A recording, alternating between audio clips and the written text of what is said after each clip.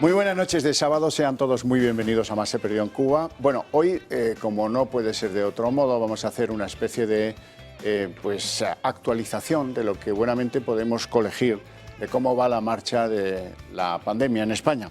En primer lugar, les tengo que decir que después de innumerables cálculos, la diferencia entre el cotejo oficial de los fallecidos y el cotejo de los que hace el gobierno como supuestos fallecidos, pues nos faltan 4.673 muertos. 4.673 muertos. Evidencias empíricas, aquí hay que navegar por enfilación. Entonces, bueno, resulta que sacan públicamente, oficialmente, información sobre los que están en la lista de espera de las prestaciones por dependencia. Ah, pues esto va a ser interesante. 35.000 han desaparecido de esa lista. Ya no están, ya no están esperando que les den la prometida dependencia. Más datos importantes para que ustedes radiografíen cómo va la cosa. Segunda oleada. La segunda oleada ya ha llevado 3.000 vidas en España.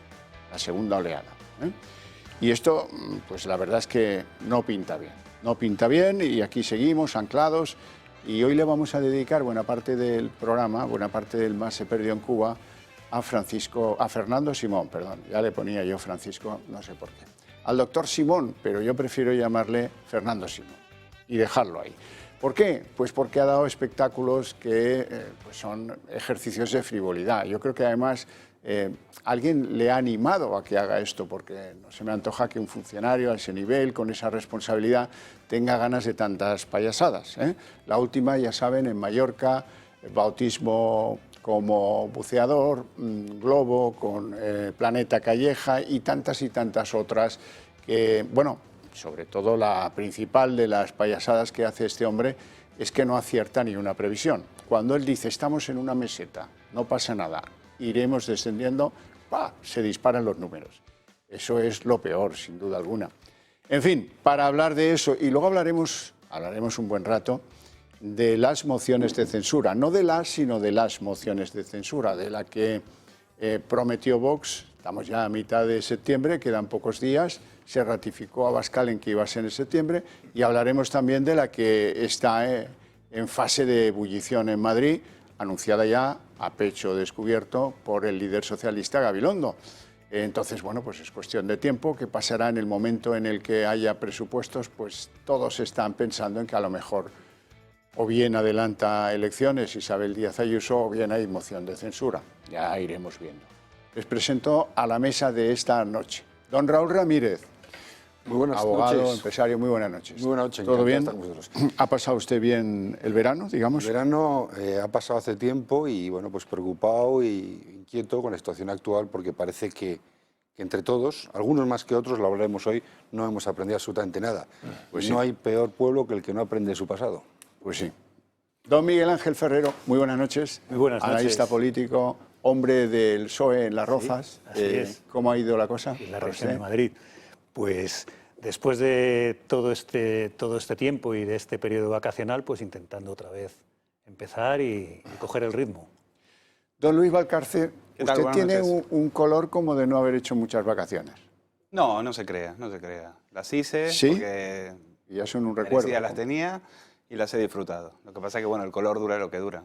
Redactor jefe, que antes lo olvidé, en periodista. El que va a venir con buen colorcito es Fernando Simón. Ese que se, tiene toda la pinta. Dice que se merece unas vacaciones. Aunque como va en la lancha de bucear con la mascarilla, no sé yo qué tal va a quedar la cosa después de... Cuando le veamos, cuando el lunes reaparezca, etcétera, etcétera. Don Iñaki Ezquerra, ¿cómo estamos? Buenas noches. Usted también tiene aspecto de haber descansado, ¿no? Pues sí, no me ha mudado la piel, no estoy moreno, pero es que... Escritor, analista político, en fin. Sí. Bueno, si les parece, yo decía antes que la personalidad es lo que nos llama de por qué es así Fernando Simón y no es una persona pues más contenida, más acorde con lo que se espera del jefe del Centro de Alarmas Sanitarias. Es un poco llamativo lo suyo. Van a ver imágenes de esto que les contaba antes de...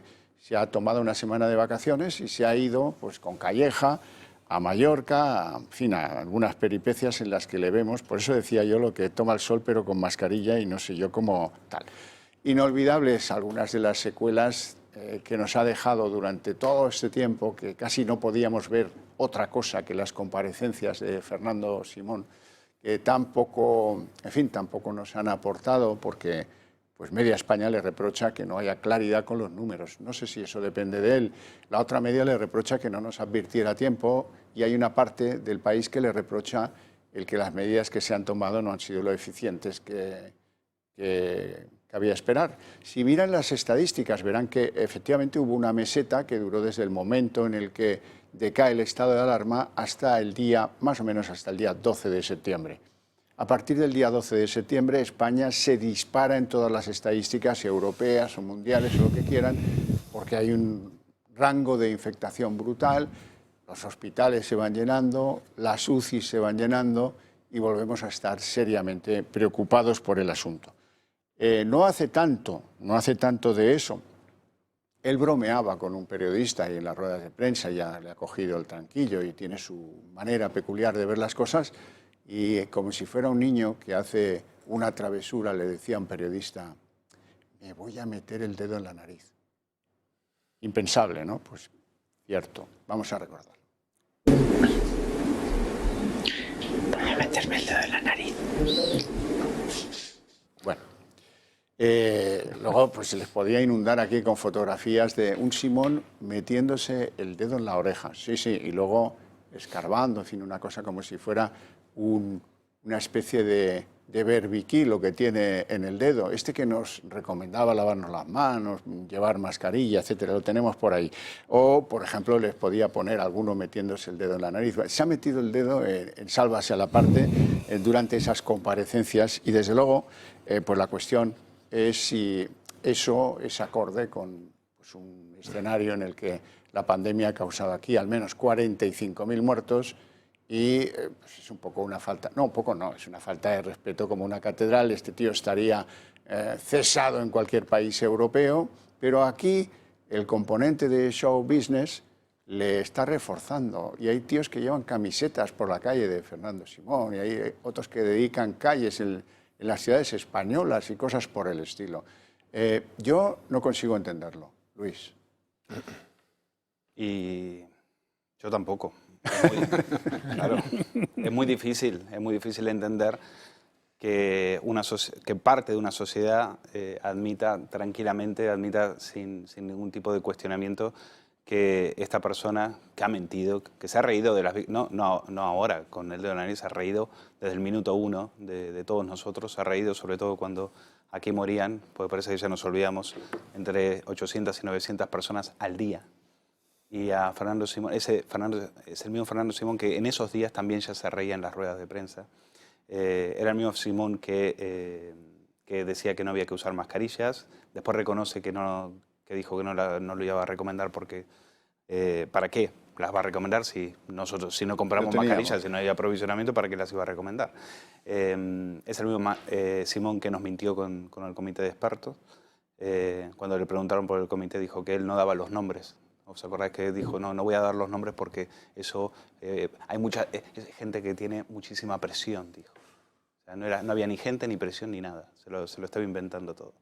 Y las camisetas, sí, y aquí que somos todos muy graciosetes, nos tomamos todo a risa, y entonces camisetitas y demás. Pero también, aquí también que cada uno asuma su culpa, porque yo entendería, por ejemplo, que Simón se hubiera ido un fin de semana a descansar, por ejemplo. Yo lo hubiera entendido. En su casa, lo que sea, se fue a Portugal, le vimos ahí sin mascarilla. Mientras él recomendaba a la gente que no salieran de España, pues él se iba a hacer surf a Portugal. Pero muy bien. Ahora, que te vayas a hacer ya no es la primera vez, hay que recordar que se hizo un reportaje en el País, un publireportaje en plan Marlon Brando arriba de una moto, y el plan Star System, ¿no? Entonces, ahora se va a hacer este programa con Jesús Calleja, una vez más burlándose de todos nosotros, diciendo, es decir, en pleno descalabro. Es que la Comunidad de Madrid ha dicho, nos rendimos ya, es que no sabemos qué hacer. Y este señor, mientras la Comunidad de Madrid estaba viendo en una situación de pánico, este señor, ahí lo ven, nadando en las aguas de Mallorca. Es decir, tú lo cuentas afuera y yo creo que se reirían de nosotros, dirían, pero ¿qué tipo de país es ese que se permite? Este señor, tú dirías, estaría dimitido. Este señor en un país serio quizás hasta estaría en la cárcel. Iñaki. Sí, no, realmente es un caso asombroso, es patológico. O sea, que aproveche estos días de la nueva ola que llaman de contagios para reinventarse a sí mismo y eso, y probar a hacer piruetas en globo y buceando y todo eso. Yo creo que hay un punto de provocación que quiero entender. La verdad es que es un personaje al que yo no le entiendo. Es decir, que como no soy psiquiatra, pues no tengo las claves, no lo puedo entender.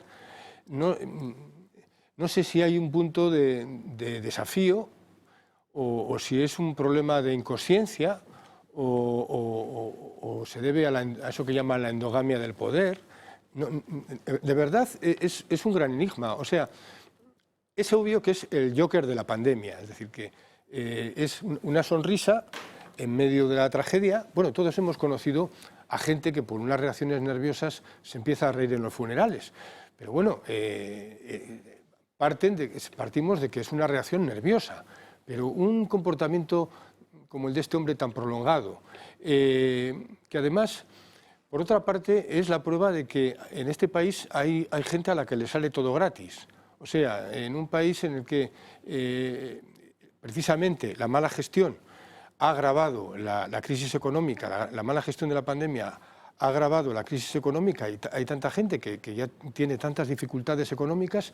O sea, un individuo que puede hacer lo que quiera y que no le cuesta nada. Es decir, que se sabe y además luego, en fin, se ha hablado en este país de casta. Este señor lo colocaron por ser pariente de no sé quién. Además, también por otra parte escenifica algo que tiene que cambiar en la propia derecha. Este señor le puso el Partido Popular. Cuando nos preguntamos por qué estamos en la situación en la que estamos, igual tenemos que empezar a pensar en que no solamente es el Partido Socialista y no solamente es este gobierno. Ha habido una manera de hacer política que es, vamos a colocar a no sé quién, pero ya digo, y en un país en el que ahora está pasando lo que está pasando y hay tanta gente pasándolo mal, pues es que, ya digo, es un caso todavía más, resulta más sangrante. Y además hay un alarde de falta de empatía, es decir, que eso de que en el funeral o en aquella escenificación que se hizo, que quería ser un funeral para las víctimas del COVID, llevara una mascarilla de tiburoncitos, es que con eso, ¿qué estaba diciendo? Estaba diciendo, pues lo que está pasando aquí, a mí no me importa. Es decir, que cualquier persona, no sé, con sentido común, no haría esos alardes. Sinceramente, me resulta enigmático este personaje. Bueno, a lo mejor tendría que haber empezado yo a contar algunos elementos del biopic del personaje que a lo mejor les ilustran, sobre todo a ustedes. Este hombre es de Zaragoza, ya lo saben casi todos, tiene 57 años, es hijo de un conocido psiquiatra de la capital aragonesa. Hizo y estudió medicina en la universidad en Zaragoza, pero no hizo el MIR. En lugar de hacer el MIR, se dedicó a hacer de médico generalista ocasional en algunas localidades de Aragón, hasta que decide irse a Londres a la Escuela de Higiene y Medicina Tropical, donde se diplomó. Bien, bueno, y luego se enrola en una organización muy prestigiosa, Médicos Mundi, y se mueve a través de países donde hay enfermedades tropicales en abundancia. Somalia, Mozambique, Burundi, Guatemala, Ecuador, etc. Muy bien.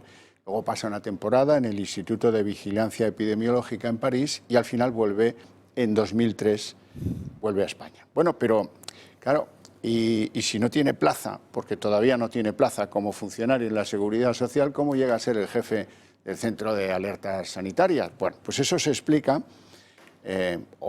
o tiene algo que ver para que se explique eso, en la falta de especialistas en la materia, supongo, y también en que su mujer se llama María Romay Barja y es la sobrina favorita de uno que lo fue todo en el mundo sanitario del Partido Popular, José Manuel Romay Beccaria, uno de los popes del PP en Galicia. Bueno, a lo mejor por eso resulta que una de las hijas políticas de Romay Beccaria, Ana Pastor, le encomienda una crisis sanitaria de la que pocos se acuerdan, que tuvo lugar en la bahía de Algeciras en 2004, un vertido tóxico que amenazaba la salud de la gente que vive en la bahía de Algeciras. Y después, ya pululando por el Ministerio de Sanidad, en 2012, otra ministra del PP, Ana Mato, le convierte en lo que es hoy, director del Centro de Coordinación de Alertas.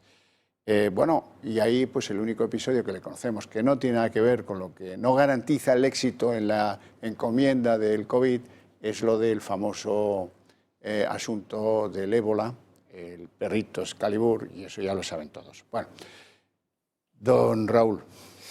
Bueno, pues yo creo que el perfilado biopic que está haciendo del personaje, porque al final es un personaje, ¿no? Yo creo que el problema que tiene el señor Fernando Simón y el problema que tenemos, no el señor Fernando Simón, porque creo que está encantado de conocerse, sino el problema que tenemos los españoles con el señor Fernando Simón en el puesto en el que está, porque el problema lo tenemos nosotros, no lo tiene él.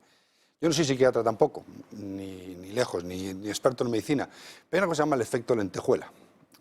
Y yo creo que a este señor lo que se está pasando es el efecto lentejuela. Yo creo que hay perfiles, independientemente de si han puesto a dedo o no, puerta giratoria, un partido u otro, que llega un momento donde su propensión al puesto trasciende sus propios conceptos. Si quisiéramos analizar a este señor, podríamos hacerlo bajo 3 parámetros. Como médico, epidemiólogo, yo no estoy calificado para poder hacerlo y entiendo que tiene una cualificación absoluta para estar al frente de donde está. Segundo, como responsable técnico, y ahí es donde empiezo a cuestionármelo, porque si él entiende que además de ser un médico, y poderse darse la licencia. Si fuera un médico al que estamos viendo, pues puede otorgarse la licencia que considere, ¿no? Yo creo que al final, por sus conocimientos y su background, sería el posicionamiento que tendría. Pero en este caso, como usted bien dice, el componente médico aquí, no digo que sea secundario, pero está por el mismo nivel que el componente técnico. Y el componente técnico es una persona que es director de coordinación. ¿Os acordáis de un ministro que no sabía de qué era ministro? Antiguo ministro, el innombrable del PSOE, ¿no? Le preguntando usted de qué es, pero también soy de deportes y universidades, ¿no? Pues en este caso este señor creo que no recuerda cuál es su cargo. Es director de coordinación del Centro de Emergencias Nacional. ¿Usted como responsable conoce a algún responsable en el ámbito privado que en un momento de crisis en su sector se vaya a vacaciones? Yo no niego que tenga derecho a irse a vacaciones. Todos tenemos derecho a descansar, pero hay tiempos para descansar. Tú eres el director que tienes que coordinar un estado de emergencia pandémica, que es el que tenemos precisamente ahora. Aunque solo sea por prurito profesional, aunque solo sea por responsabilidad, y aquí es donde quiero aterrizar, ¿cuál es el concepto de responsabilidad que tiene el señor Fernando Simón? Ninguno. Y no tiene ninguno, porque aunque uno esté agotado, como él dice, que lo estaríamos todos los españoles, él tuvo un momento de salida honrosa. Este señor estaba más que quemado durante la pandemia. Lo ha descrito muy bien Luis y se ha quedado corto porque yo traía la lista mucho más larga, pero ya es agotadora, ¿no? Las inconsistencias y las mentiras que este señor dijo.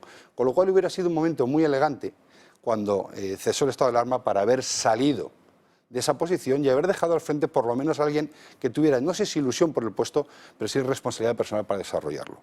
Este señor que no lo ha tenido ni tiene ningún interés, a mí no me parece ni bien ni mal que en su vida privada haga lo que quiera. Y si quiere tirarse en globo, que se tire. Y si quiere bucear, que bucee. A mí no es un elemento. Lo que tiene que tener es un respeto como técnico de la Administración a la gente que le paga el salario. Y tenemos que recordar al señor Simón que sus salarios lo pagamos todos los españoles. Es un servidor público que hemos puesto al frente, que pagamos con la Ley de Presupuesto General de Estado para que coordine una actividad y no se dedique por mucho tiempo libre que tenga, por respeto y por decoro, a hacer el efecto lentejuela en los medios de comunicación.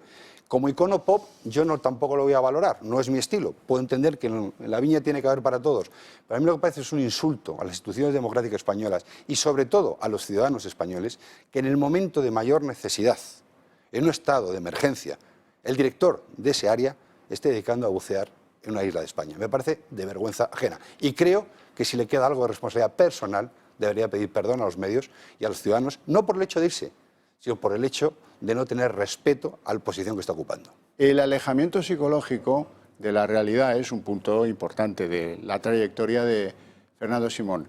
Fíjense, andaba España que si tosías por la calle la gente huía despavorida. Os acordaréis de casos que, en fin, los habréis tenido en la vida personal, todos los conocemos. Y él pues tiene un pronto de tos en plena rueda de prensa. Así es como lo soluciona. Podemos ir estando satisfechos del esfuerzo que hemos hecho, porque estamos disculpen.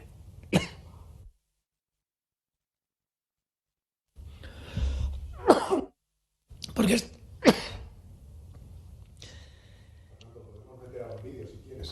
el problema es que me he comido una almendra justo antes. Me he comido una almendra justo antes de empezar a hablar. No se preocupen, ya está solucionado. El caso es que con todo el esfuerzo... Me he comido una almendrita. Miguel Ángel. Bueno, entre los dones que tiene Fernando Simón, desde luego el de la oportunidad no es, no tiene una visión oportuna de hacer las cosas, eso es evidente, y yo creo que es indefendible lo contrario, ¿no? En fin, es una persona peculiar que se le ha llegado a criticar desde que no se planchaba las camisas hasta que llevaba jerseys o rebecas, etcétera, ¿no? Pero yo creo que en cuanto a los dos puntos importantes, que pudiera ser los aciertos, los errores que haya tenido y si era oportuno el estar ahora de vacaciones, empezando por el segundo, en fin, todo el mundo tiene derecho a unas vacaciones, que lo haga en este programa de Calleja, donde hay espeleólogos, ya ha pasado Rivera, ha pasado Sánchez, incluso ha pasado Botín, emulando a Scott y a otras personas que han pasado ya por el Polo Norte, ¿no? Y que han hecho allí expediciones. Bueno, en fin, es un programa que tiene su parte de frivolidad, y yo no creo que sea lo mejor, ¿no? Y lo más oportuno para una persona en estos momentos, porque es un momento de crisis, ¿no?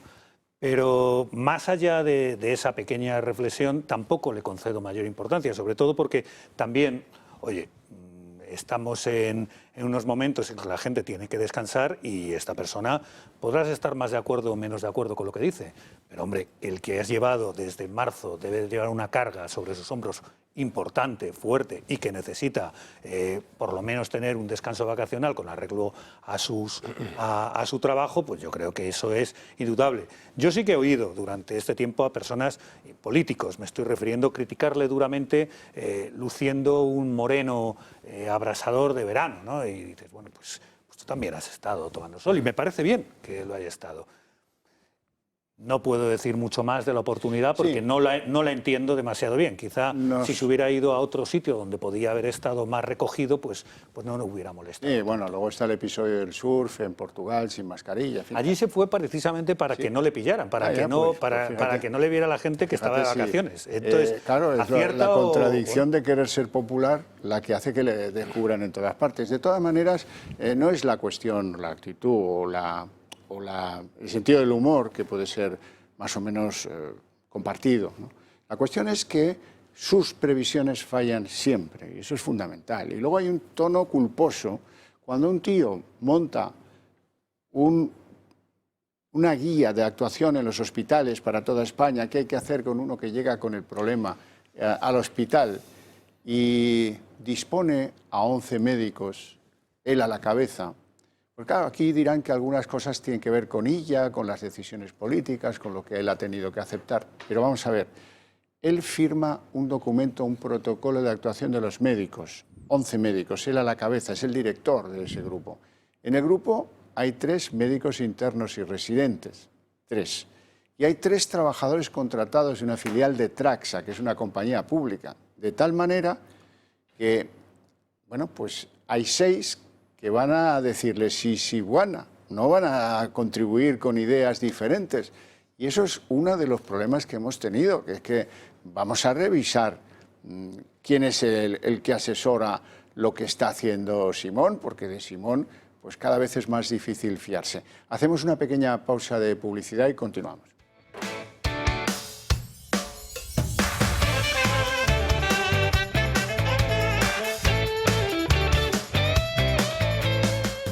Simón, estamos analizando el papel del hombre clave en la gestión de la pandemia. Iñaki.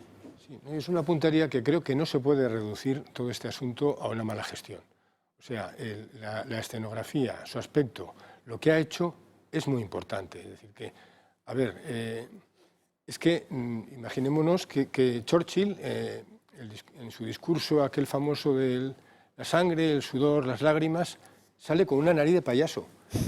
Es que está saboteando la propia historia, es decir, que no nos queda como referencia a Churchill. Es que, a ver, es que estamos hablando de un momento muy grave en la sociedad española. Y este señor, que si se mete el dedo para sacarse cera, que si se ha comido una almendra, que si se va a tocar, que se va a meter el dedo en la nariz. O sea, es que va a un programa a hacer el ridículo, que está haciendo el ridículo. Y eso es muy grave. Es decir, que está negando, vamos, es que esto... Francis Fukuyama hablaba del fin de la historia. Esto sería el fin de la historia por otro camino, no por la plenitud del capitalismo, sino por alguien que es que la convierte en parodia. Es decir, pero en parodia sangrante. Entonces, y luego tenemos una sociedad que no reacciona frente a eso, que hace como que eso es normal. O sea, pero es que no puede ser. Quiero decir que esto es un disparate. Esto literalmente es un disparate y nos pone a una altura... es que es un problema nacional. Es que la imagen que estamos dando con personajes así, ya tenemos un problema grave con el presidente y con el vicepresidente. Pero si a eso sumamos este personaje, que es el responsable de la salud, ¿cómo que no tiene importancia el que vaya a un programa, a un reality show o a hacer el ridículo? Y además a hacer alarde de que no le importa nada a la situación que estamos viviendo. ¿Cómo que eso no importa? Claro que importa. Es que aunque lo hubiera hecho muy bien, aunque la gestión hubiera sido excelente, que no lo ha sido, por supuesto, pero es que tampoco se podría permitir eso. Es que eso no se lo puede permitir, simplemente. Y claro, y una sociedad, y se supone, y cuando se dice que el CIS, bueno, que encima le va a votar, primero yo no me lo creo, pero esto lo único que indica es que está en el gobierno un partido solo pendiente de la propaganda. Y lo más grave quizá es que la oposición que tenía que haber a eso no tiene el tono que debería tener. Es decir, que tiene también un tono pendiente de la propaganda, de la imagen, de a ver si ahora meto la pata, ahora tengo que recurrir al perfil bajo, ahora tengo que recurrir al perfil fuerte. Estamos viviendo una situación muy grave como para andar pendiente de todo eso. Es decir, que yo... bueno, en fin. A ver, yo compartiendo lo que dices, pero cuidado, esto es un disparate, pero es un disparate premeditado. Es decir, aquí todo está más calculado de lo que parece. Sí.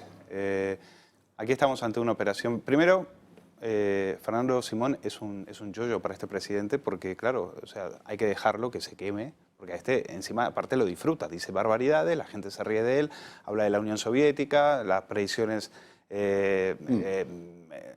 falla más que una escopeta de feria y a la gente le da igual. Es más, la gente se viene arriba, hay una parte de la población, pero que habría que analizarlo, quizás hay un puntito patológico. Son los mismos que salían a aplaudir a las 8 de los balcones, mientras morían 800 personas al día, y son los mismos que esperaban a la ambulancia de Excalibur cuando salía de la morgue, y eran 20.000, y se ponían a llorar, paraban la ambulancia y se ponían a llorar delante de ahí. Esos mismos que no pisaron ni un hospital durante la época de la pandemia, durante el tema del coronavirus. Pero decía, esto es un disparate premeditado. El señor que se lo lleva a... Esto no es unas vacaciones, ¿no? Esto es una operación de propaganda, no se va a descansar, se va a salir en televisión, se va a salir en un programa prime time, para que ahora estemos hablando de ello.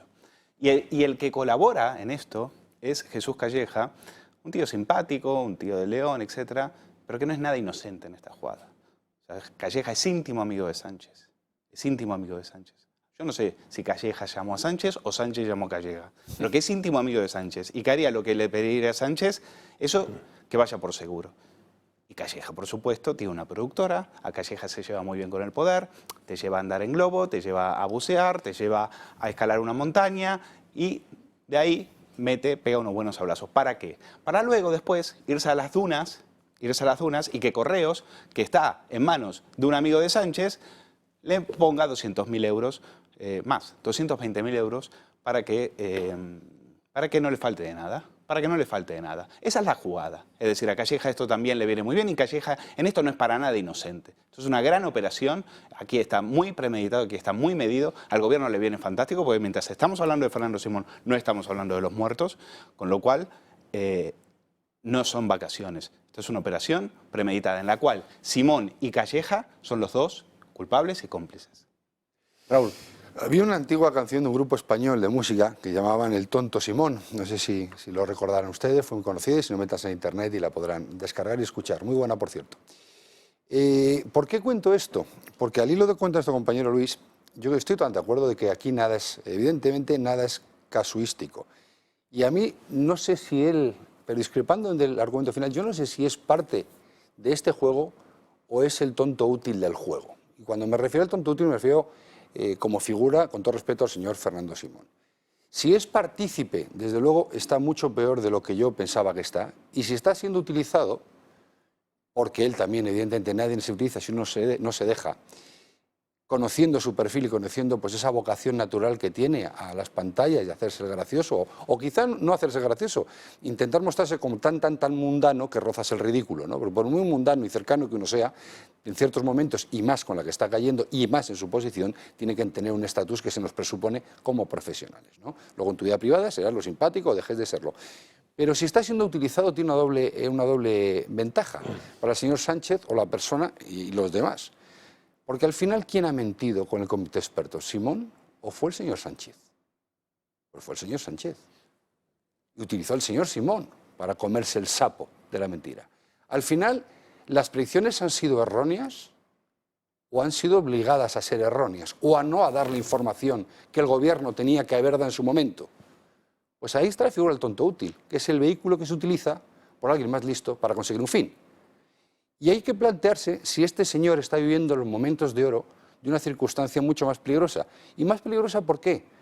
Ustedes se imaginan, por desgracia todavía a ninguno, por lo menos a mí me levanto todos los santos días acordándome de la gente que no ha podido enterrar a sus familiares, de la gente que ha perdido amigos, familiares y no ha tenido el derecho a despedirse. Convivo como todos nosotros en los entornos donde siempre hay alguna persona cercana que lo está pasando muy mal.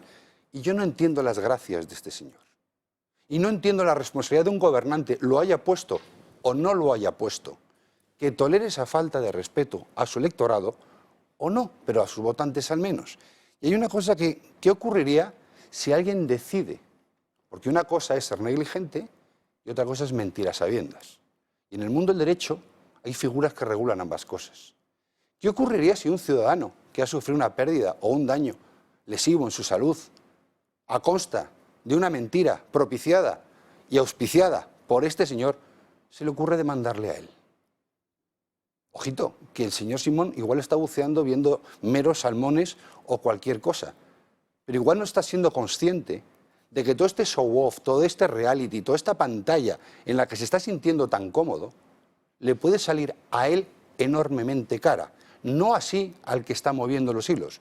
Por eso decía, por favor, descanse la canción de El Tonto Simón, porque prefiero pensar que uno puede ser tonto a que uno es irresponsable.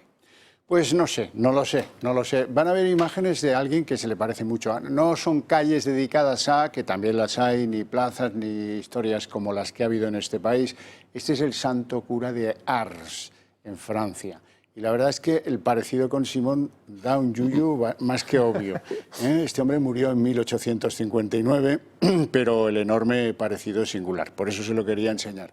A lo mejor algún día, espero que eso sea así, llegamos a saber cómo, a él que le gusta la escalada, cómo ha escalado Simón algunos lugares estratégicos dentro del propio Ministerio de Sanidad, que siempre tiene alguien que no tiene ni idea de la salud, ni de curar al que está enfermo, o es un economista, o es uno que no es nada, o es otro que, en fin, hace mucho que no hay alguien ahí que por lo menos sea médico, mucho.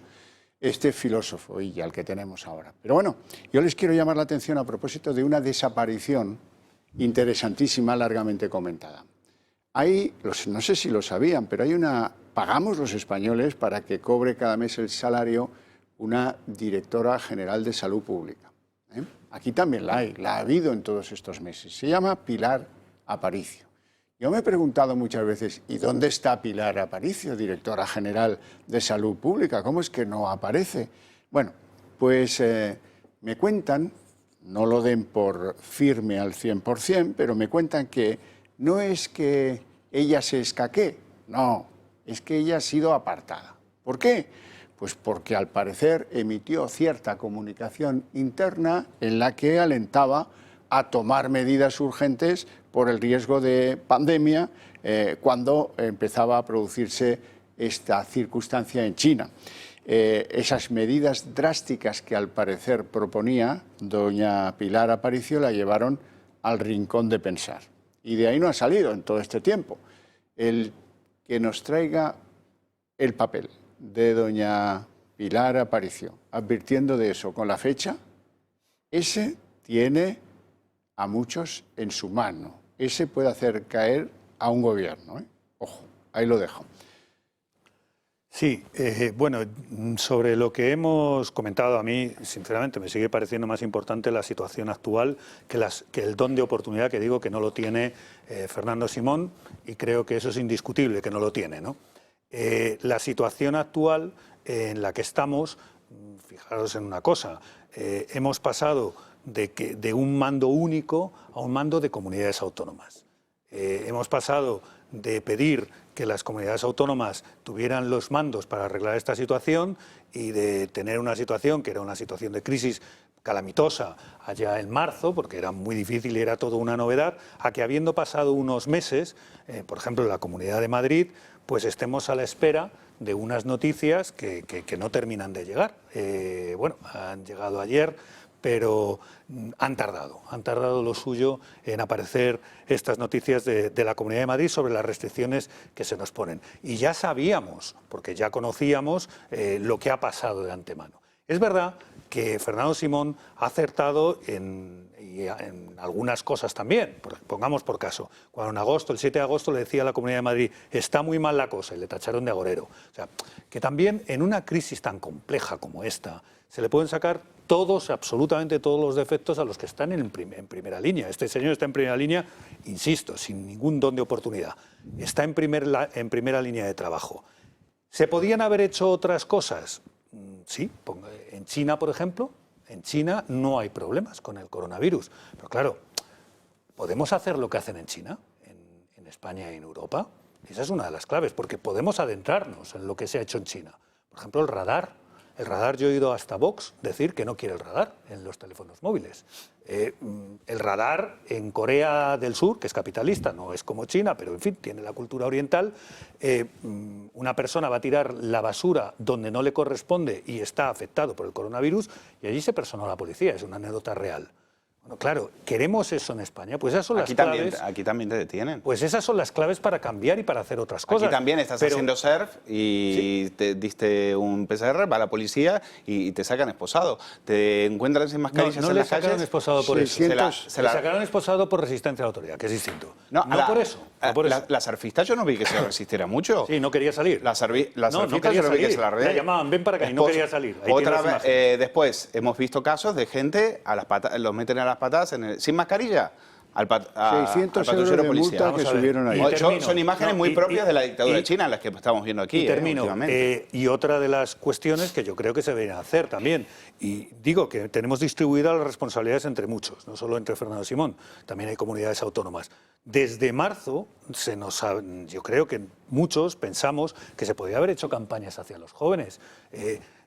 Perdóname, pero yo no he visto jóvenes en los hospitales. Y a lo mejor era la clave, en vez de culpabilizar a un colectivo... No has visto a nadie en los hospitales. No, pero no he visto las imágenes en televisión. Sufrir, no has visto a nadie morir. Efectivamente. No has visto a nadie muerto. Efectivamente, hemos visto los casos cercanos que hemos tenido cada uno. De Simón. Pero no...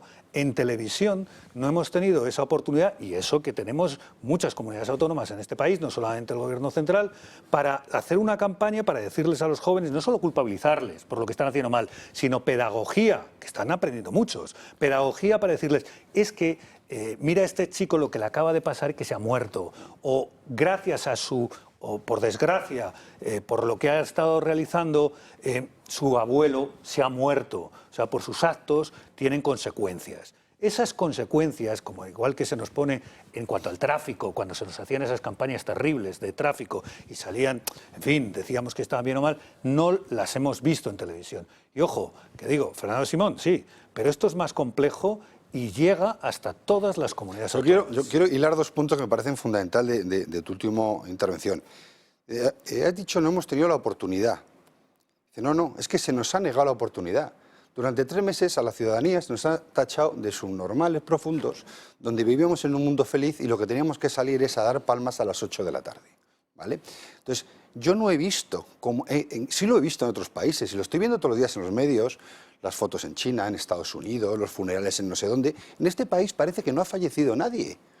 Yo no he visto nada absolutamente porque los medios en general ya se han encargado de que eso no ocurriese. Entonces, evidentemente, si no reconocemos... No es tanto los medios, sino que un medio publicó una fotografía de una campa de cadáveres y le atizaron por todos los lados. Es decir, la censura, entre comillas, ha existido y se ha obligado a la ciudadanía a beber de una vía de comunicación que es esto pasará, seamos felices y aplaudamos. Por tanto, ojo con hacer campañas de demagogia posterior sobre las posibilidades de haber hecho cosas cuando realmente se nos ha conducido como borregos a la gran mayoría a decir lo que teníamos que hacer a la hora que teníamos que hacerlo y cómo teníamos que hacerlo. Pero luego hay otro tema aún para mí más sustancial, ¿no?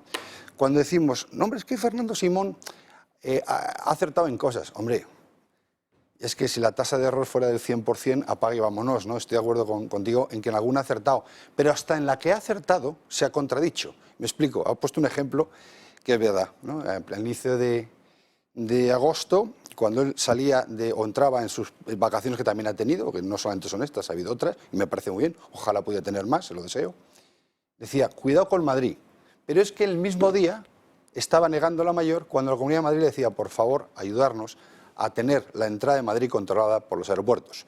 Tomemos medidas en los aeropuertos que Madrid, por la situación geográfica y por el aeropuerto que tiene, es el coladero de entrada en España. El mismo señor que alertaba esa misma mañana de la posibilidad de incremento de contagio en Madrid era el mismo que esa misma tarde decía, no, si no hay que controlar la entrada. Es el mismo que se oponía a las PCRs en el aeropuerto. Pero se oponía con la PCR diciendo... El mismo que se se oponía diciendo que carecía de sentido y que no le parecía ético hacer PCR a gente que entrara libremente a este país. Digo, oiga, vamos a ver, pero usted, esa burrada la puedo decir yo, la puede decir cualquiera de esta mesa. El director de coordinación de emergencias nacionales en un estado, recién siendo un estado de alarma y con una tasa epidemiológica alta, no puede decir esta salvajada. Y si la dice, debe ser responsable. Ay, amigo, el problema es que no sé si esto lo va a pagar o de verdad se lo digo, espero, yo estoy muy equivocado, pero como esta, puesta en escena que estamos viendo sea la antesala de lo que muchos nos imaginamos, se levantará enormemente y veremos si le hace tanta gracia salir en los programas. Pero él dirige un centro que se llama de alertas epidemiológicas y sanitarias, ¿no? Y nos ha advertido durante el tiempo desde que decayó el estado de alarma de la situación actual, de la preocupación, ha hecho pedagogía en algún sentido, ha fracasado en todo. Su credibilidad estaba tan mermada que tuvieron que ponerle a 3 uniformados allí días y días y días, iban cambiando, así que iban infectándose, pero ahí estaban porque no tenían credibilidad, ni el ministro ni el jefe de las alertas sanitarias. Esto es un hecho incontestable. Yo no creo que ustedes tengan dudas a propósito de eso, pero tampoco ha servido de nada para prevenirnos sobre la segunda oleada. La segunda oleada ha sido una broma para este hombre. ¿Qué más da? ¿Qué más da? Ya, esto es normal, sí, pero la meseta, hablaba de la meseta y luego caeremos, pero luego hemos subido. Y eso no era una meseta, eso era el preludio de una segunda oleada que lleva ya 3.000 muertos. Y no te olvides que le faltaban 13.000 muertos. Sí, lo perdieron. Hay 13.000 muertos que no los encontramos. Exacto. Decía que podían ser por accidente de tráfico y la gente confinada. Y hablaba de accidentes de tráfico. Es decir, hablaba de la Unión Soviética, llegó a hablar de la Unión Soviética. Es decir, uno se pregunta también, como decía Nicky Esquerra, a veces sobre el estado mental de este señor, porque dice cosas que dicen qué realidad vive Fernando Simón. Habla de la Unión Soviética, habla de que pueden ser accidentes de tráfico cuando todo el mundo está encerrado. Decía Miguel Ángel, bueno, ¿y los jóvenes? Mira, yo me pongo en la piel de los jóvenes y puedo decir, ¿es que nosotros nos creímos a Fernando Simón? Claro. No. Fernando Simón decía que no iba a haber casos de coronavirus en España, que a lo sumo, alguno. A nosotros, y luego después del 8M por la tarde, hey, venga, todos confinados, 2 meses confinados, y no vi un joven afuera. Eso sí, los vi. Cuando se fueron a hacer el Black Lives Matter, ahí estaban 3.000 todos juntitos, sin mascarilla y nada, ahí no pasó absolutamente nada. Pero si ibas como algún vecino mío con bicicleta en la hora que no te correspondía, zasca, 600 euros de multa. Entonces, claro, los jóvenes pueden decir, ¿pero a nosotros qué nos dicen? Si este señor ha dicho una mentira tras otra. Y decía que nadie se confunda, que la situación no está tan mal, pero si la semana pasada decías que la situación estaba controlada. Entonces, a propósito de esto que dices, ya está bien. Los jóvenes, eso de culpabilizar a los jóvenes, oiga, si los jóvenes se creyeron el discurso de Fernando Simón. Esto que dices del Lives Matter, que es cierto que se reunieron unos 3.000 y esto convenía y esto ahí no pasó nada, ¿eh? Nada, ahí se nada, hizo, nada, tal, por no sé favor. qué. Pero me da pie a contarles que ha aparecido con aroma francés un movimiento que sí tiene todo el sentido. Se llama All Lives Matter. Y lo que pretende este movimiento, que utiliza, ya saben, lo fundamental del otro, aquí de lo que se trata es de llamar la atención sobre por qué se trata de forma desigual a los mayores, tanto en el terreno sanitario como en el terreno político. Y este sí que es una batalla que aquí tendría que prender sola, porque aquí, no en Francia, aquí hemos perdido, dicen que al menos 17.000 vidas en las residencias geriátricas. Yo me pregunto, oiga, ¿y no es el jefe de la Oficina de Coordinación de las Alertas Sanitarias el que tenía que haber mandado, antes incluso del 8M, comunicaciones a todas esas residencias que requieren de un permiso administrativo? La Administración sabe dónde están y la revisa anualmente. Pues mandar un requisito ahí diciendo, oiga, obligado cumplimiento, ustedes tienen que blindar esto, porque como entre ahí estamos perdidos. ¿O qué pasa? ¿Que está para salir en la tele o para irse con Calleja solo el doctor Simón? Iñaki. Sí, no, yo ya saliendo ya del caso concreto de Simón, que es un caso clínico, pero ya lo que habéis hablado es ya del propio comportamiento del gobierno, ¿no? Las claves han sido, ha habido un binomio que era laxitud y severidad. O sea, de la misma manera que se confinaba y se iba a la vez, parecía que no pasaba nada. En fin, luego hay otro, ahora se suma otro binomio que se mezcla con ese y es desconocimiento y multiplicación de medidas. Que en este momento ya, el otro día estaba yo en una terraza, aislado, leyendo el periódico, no podía fumar. O sea, saqué un cigarrillo, había que apagarlo. En una terraza, al aire libre, aislado, no había nadie cerca, no sé, ya el siguiente paso será que me quiten el periódico, porque me dirán que también los periódicos... Según cual sea, no lo dudes. Que también los periódicos contagian, ¿no? Es decir que, entonces, bueno, estamos, pues, no sé... con una ausencia de lógica total, porque esto es lo que yo echo de menos en todo el debate público, no solamente en el caso de Fernando Simón, de lógica y de sentido común. Es decir, que si el problema que teníamos inicial es que había 17 administraciones y que era muy difícil controlar eso porque cada una tiene su propio departamento de sanidad, la solución no puede ser delegar en esas autonomías, en esas administraciones. Pero es un asunto de sentido común. ¿Lo ha hecho el gobierno para qué? Pues para que a partir de ahora se le eche la culpa a las propias comunidades y eso es lo que expresa Fernando Simón haciendo piruetas estos días, ¿no? El avestruz de la ME. La cabeza bajo la arena, showbiz. Luego habéis mencionado los test. La de tácticas verbales que ha habido para desacreditar los test, pero si era la base. O sea, y sigue siendo la base. Es decir, que antes que buscar rastreadores, que está muy bien lo de los rastreadores, o lo que quieras, o las mascarillas, pero es que si el primer paso eran los test, si la manera de saber si alguien está contagiado o no son los test, pues no, señor. Han pasado 6 meses, seguimos sin test masivos que deberían ser obligatorios. Se tenían que haber centrado en los test todo el esfuerzo económico y no se ha hecho. No, si se centró, y seguimos, pero había que buscar al comisionista que intermediase en esa operación. Pasa que seguimos desacreditándolos y diciendo que eso no es importante. En eso la lista de responsables de eso es un poco más amplia.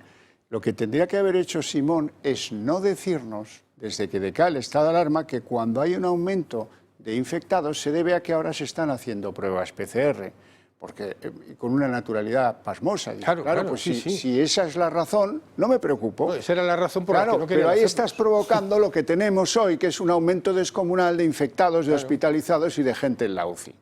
Eso es lo que hace mal Simón.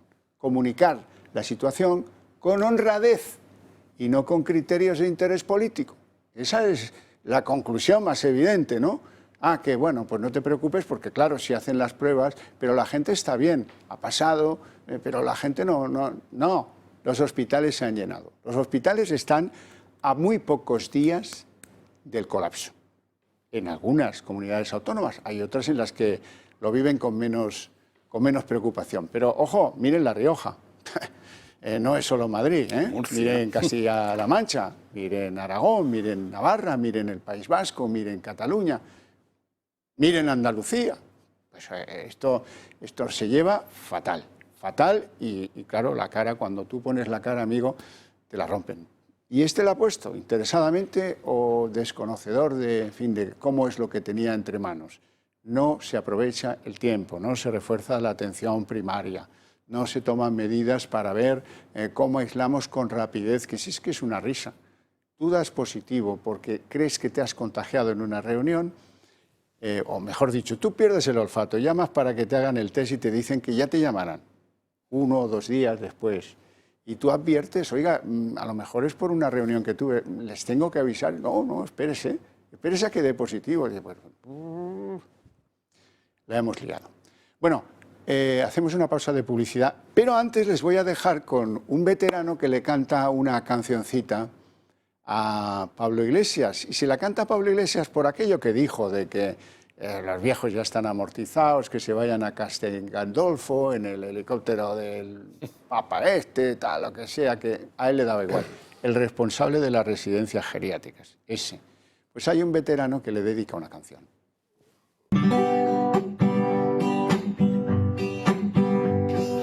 Ve a la peluquería a cortarte el pelo. Pareces un mendigo, menudo plan. Un vicepresidente con esa pinta. Y encima sin corbata, vaya holgazán. Fíjate si eres malo y mentiroso. Todo lo que dijiste no se cumplió. Sabes a ciencia cierta que eres un Judas, que solo vas buscando la destrucción. Dejaste el piso que tanto amabas, pronto abandonaste en cuanto viste la pasta. ¡Ay! Te fuiste con la casta, vaya traidor. No eres más que un chuletilla de poca monta que de guapo va. Suelto media hostia, al suelo vas. A ver si nos respetas a los mayores de ancianidad. Y una hostia de 70 y pico. Bueno, vamos a la segunda parte del programa, que hay mucha tela que cortar porque hay 2 mociones de censura. Una se nos anunció, se nos reiteró, la de Vox en el Congreso de los Diputados. Será en septiembre, dijo la última vez que estuvo en la tribuna Santiago Abascal. Quedan pues apenas 2 semanas en septiembre y en eso se va a tener que dilucidar. ¿Qué interés tiene esa moción de censura? Pues que obliga a todos a posicionarse en este momento sobre la conveniencia de mantener al gobierno o a lo mejor pues buscar alguna vía de presentar alguna iniciativa. No digo que necesariamente tenga que ser apoyar la moción de censura de Vox, pero alguna medida se podía estudiar si es que la gente cree que una manera evidente es intentar esas vías para frenar el desastre en el que vivimos, económico, sanitario y también social. Miren los comedores cómo están y verán que también social.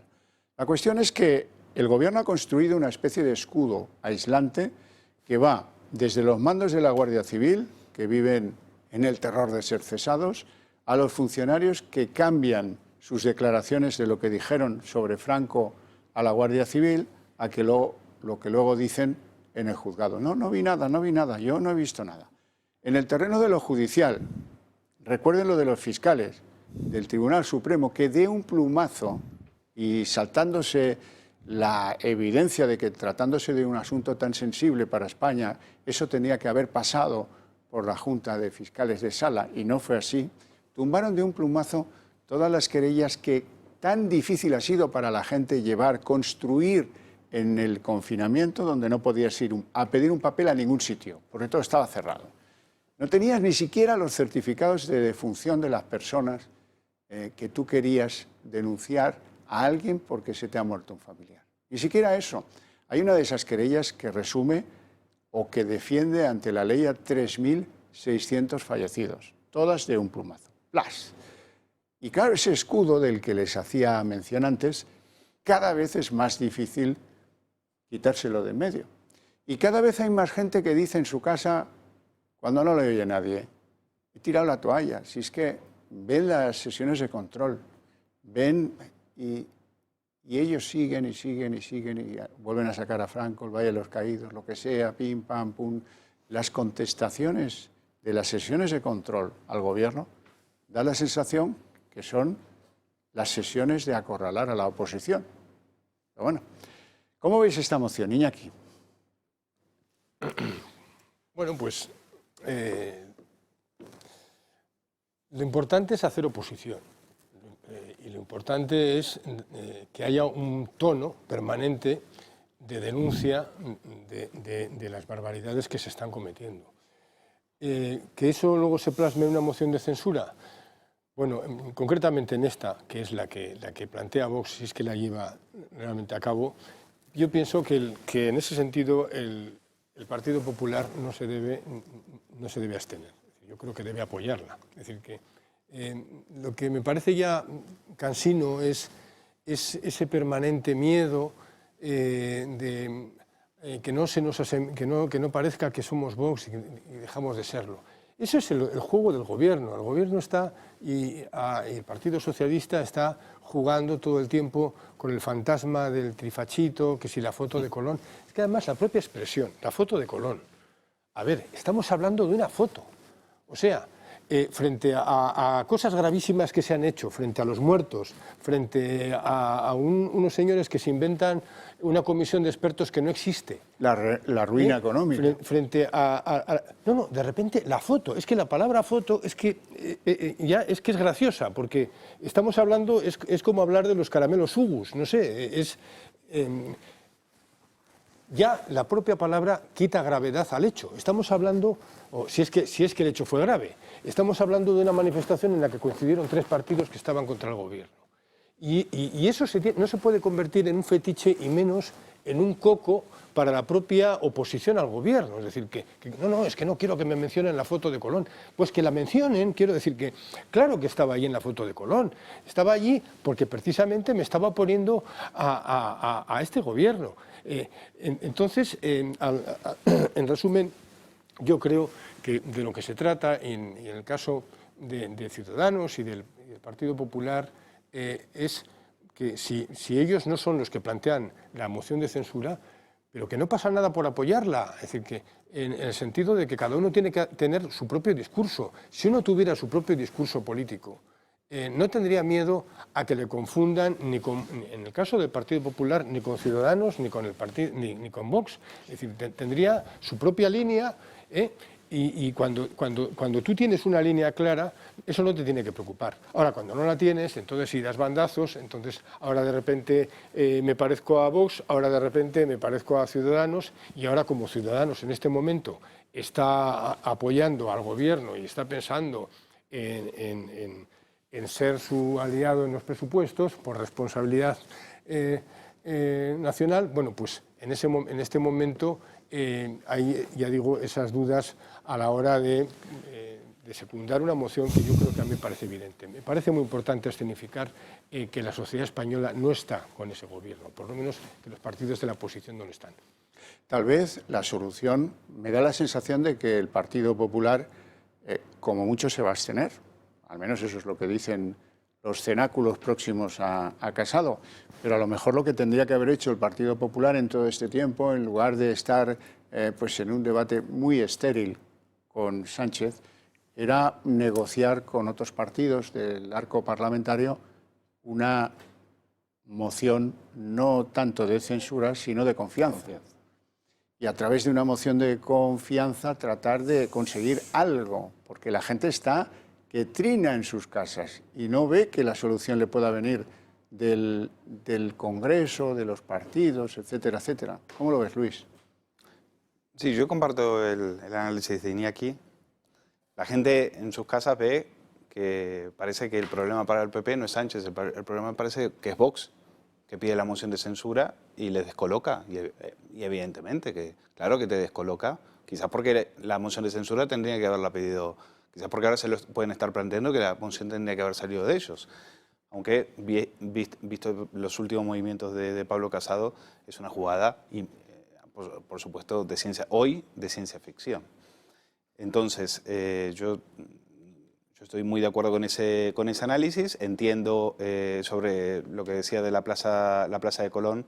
Hay que recordar que esa foto, la de la derecha trifálica, le llamó la entonces ministra de Justicia, esa foto aglutinaba a la izquierda. Es decir, ellos entienden, Sánchez entiende que ahí él ganaba porque decía, ven, esto es contra lo que yo combato contra todas estas mesnadas de fascistas y demás. Entonces, esa foto para ellos, pero de esa foto se hicieron muchas lecturas y sobre todo muchas lecturas equivocadas. Por ejemplo, que esa foto perjudicó a Ciudadanos. Después de esa foto, Ciudadanos obtuvo el mejor resultado de su historia. Entonces, hay gente que se olvida de que es simple matemática, no hay que ser muy lúcido para eso. Entonces, yo creo que es una moción en la cual Vox sabe que, por supuesto, no tiene recorrido, pero que igual hay que hacerla por una cuestión, por lo que quiere, por convicción, por principio, porque hay que hacer oposición. Y efectivamente, ¿qué armas te quedas para hacer oposición? Pues te quedan estas armas, pues ir adelante. Yo lo que no entiendo es que el propio Partido Popular la mire con tanto recelo y entienda que parece que el problema es Santiago Abascal, cuando en realidad el problema se llama Pedro Sánchez. Es decir, ¿qué le falta a Casado? Decir, ¿se imaginan un país en el cual gobierne Santiago Abascal? ¿Se imagina? A mí me quitaría el sueño, le falta decir, ¿no? Entonces, mira, reúnete con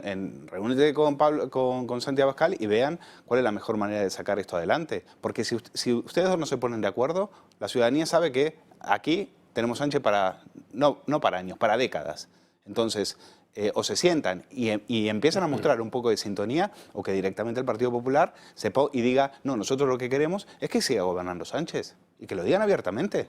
Sí, pero que la ciudadanía está harta de ver que la trifulca de los miércoles en el Congreso de los Diputados con el tirador de huesos de aceituna a la vicepresidenta o el vicepresidente de turno, con eso no queremos vivir solo con eso, necesitamos otras cosas. Miguel Ángel. Bueno, sí, la situación, vamos a ver, en los parlamentos es que es así. Durante el tiempo que no hay elecciones, pues los resultados son los que son, no se modifican. Entonces, evidentemente hay un juego de mayorías que ahora no es como antes, porque había solo dos partidos, fundamentalmente, en todos los momentos.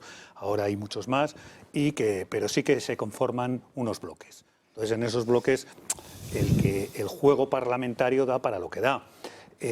Una moción de censura está pensada para otra cosa. Está pensada para lo que se plantea en Madrid, que yo creo que no se va a plantear la moción de censura porque no da los números. Una moción de censura está pensada para que acierte y para que cambie el presidente de ese gobierno, porque es constructiva por definición, constructiva y continuista. Entonces, si tiene ese carácter constructivo, quiere decirse que tienes alguna viabilidad de que el candidato va a ser el siguiente, el que va a cambiar a Mariano Rajoy de turno, que lo hizo Sánchez, y las 3 anteriores mociones de censura que no lo consiguieron. Una de Felipe González, otra contra Felipe González y la última está la de Iglesias, ¿no? Yo no estoy de acuerdo con que esta moción de censura no esté instrumentalizando. Yo creo que se está instrumentalizando, como dice el Partido Popular, se está instrumentalizando para lo que vale. Porque, por lo que digo, porque tiene que ser constructiva. Y se dice que sirve por proponer a un gobierno alternativo. Bueno, pues desde junio, que se dijo que se iba a poner la moción de censura, no han variado los 52 escaños de Vox. O bien no se ha hecho esfuerzo suficiente, o bien no ha sido capaz de llegar al resto del índice de su bloque, en este caso el Partido Popular y Ciudadanos, para convencerlos. Y para convencer hace falta también ceder. Eso es parte también de una moción de censura. Y quizá pues no se está haciendo ese esfuerzo. También se dice que la otra circunstancia es para devolver a los españoles la voz. No, una moción de censura no es para eso. Una moción de censura es para devolver la voz a los parlamentarios. Porque son ellos los que se van a acordar. Recordemos que Sánchez ganó una moción de censura y no devolvió a nadie el poder de esos votos. Es el Parlamento el que se queda con ese poder. Sánchez no le ha devuelto a nadie nunca nada. Bueno, pero tampoco tocaba, porque la moción de censura es, como digo, continuista también. Esa legislatura acaba cuando ganó las elecciones Rajoy, no cuando se produce la moción de censura. Por eso es continuista. Es decir, no se ha producido un cambio. Y por eso son los parlamentarios los que tienen que decidirlo. Por eso yo, en este caso, cuando Ciudadanos y el PP han criticado tan duramente, sobre todo Teodoro García Egea, en el momento, a la hora de ponerse la moción, dijo que, en fin, eso no se trataba de salvar al soldado Sánchez, creo recordar que algo así dijo, ¿no? Y que no iban a prestar sus votos y que desde luego iban a votar negativamente, y luego Ciudadanos también lo hizo. Bueno, pues eso es indicativo también, por lo menos desde la otra parte, ¿no? O hay gente que lo vemos como que eso es indicativo para ver que no es una moción de censura stricto sensu. Pues, cogiendo este final, efectivamente no es una moción de censura stricto sensu, porque es la primera vez que yo he presenciado que se ponga una moción de censura en diferido, ¿no? Últimamente está muy de moda esto en diferido, cobran diferido, se les pide en diferido, hago moción de censura en diferido. Pero yo lo enfoco desde los 2 puntos, ¿no? Desde el punto de vista del que utiliza la figura de la moción de censura en vez de una cuestión de confianza, la retuerce para un fin propio. Oye, y a mí, desde el punto de vista analista político, me parece inteligente, porque evidentemente está obligando a otros, en un momento muy concreto, a posicionarse, sabiendo que el fin no es el natural de la moción, pudiendo habilitar otra figura, que es la cuestión de confianza, lo que se está llevando es a un extremo donde uno no puede quedarse in albis y tiene que mojarse. Y ahí es donde hemos pillado hueso, que es donde voy a la otra parte. Por la parte de Vox, yo creo que han sido inteligentes, saben dónde está su caladero, saben la situación que tiene el país, saben cuál es el espíritu de sus votantes, y lo han hecho a 2 tiempos. A mí, cuando le decía el señor Sánchez despectivamente al señor Santiago Abascal, usted lo hace en diferido o se va de vacaciones, y decía, una de dos, o uno es muy listo o el otro es medio lerdo. Yo quiero pensar que Santiago es muy inteligente, porque de lo que estaba ocurriendo en diferido, esa frase ha traído cola durante el verano. ¿Qué cola ha traído? Los movimientos que ha hecho el PP. El PP está continuamente buscando el centro, y algunos piensan que el centro es el mismo centro ideológico y político que tenía en su día el señor Aznar, o cuando conquistó el centro y por tanto obtuvo esa mayoría absoluta. Claro, lo que no se han dado cuenta es que del centro ideológico y político del señor Aznar al de ahora, el país ha balanceado a la extrema izquierda. Y como bien define el centro como la línea equidistante entre 2 puntos, el centro no está donde ellos piensan que está. Y ese es el gran problema que tiene el PP y que también Ciudadanos, que están en un teórico centro inexistente, porque al girarse mucho más a la izquierda, el centro se ha movido. En términos políticos, ¿qué ocurre? Que el Partido Popular tiene que redefinirse y quitarse esos complejos, no solamente de salir en una fotografía de la derechita o que a uno le llamen facha un señor que es un comunista, encima está orgulloso siendo mayor genocida en la historia de las civilizaciones, el comunismo. Y yo no he visto a ningún comunista que diga, no, por favor, no me llames comunista. No me llames, no, pues oye, si a un señor le llaman facha, a mí me puede llamar facha, que me entre por uno y sale por otro, porque, bueno, pues lo primero que me das es pena, porque creo que esta persona no tiene ni idea de lo que está diciendo. Pero en el PP, ¿qué ocurre? Que ahí aparece una figura que había de nombrar, Teodoro. Y Teodoro, en su búsqueda continua del centro, creo que yerra el tiro. las personas que podrían haber propiciado ese acercamiento mayor a Vox o ese entendimiento natural del Partido Popular con Vox, que no hay que avergonzarse. De hecho, se está gobernando fantásticamente con ellos en varias comunidades, entre ellos la de Madrid. Tú acercarte a una idea política distinta tuya y poder charlar, poder tener un proyecto común que enriquece y no destruye, salvo que tengas alguna tara, pues ¿qué ha hecho? Esa moción diferido ha facilitado la purga interna del Partido Popular. Aquellos que podrían llevarnos a un escenario de mayor entendimiento o que pudieran propiciar que nuestros votantes naturales entendieran ese acercamiento, mejor quitémoslos de la escena y pongamos en su lugar a alguien que puede generar esas barreras, justifique una abstención y nos lleve a ese idílico centro totalmente salido del marco político actual, entendiendo que contra lo que tienes delante no es el Partido Socialista del señor González, sino que tienes ni siquiera el Partido Socialista, tienes al señor Sánchez con los independentistas, con los comunistas y con toda la extrema izquierda y carne barroca de este país. A mí me gusta la moción de censura, ya sé que es imposible que se pueda ganar, por dos razones. Lo primero, que a veces lo difícil hay que hacerlo.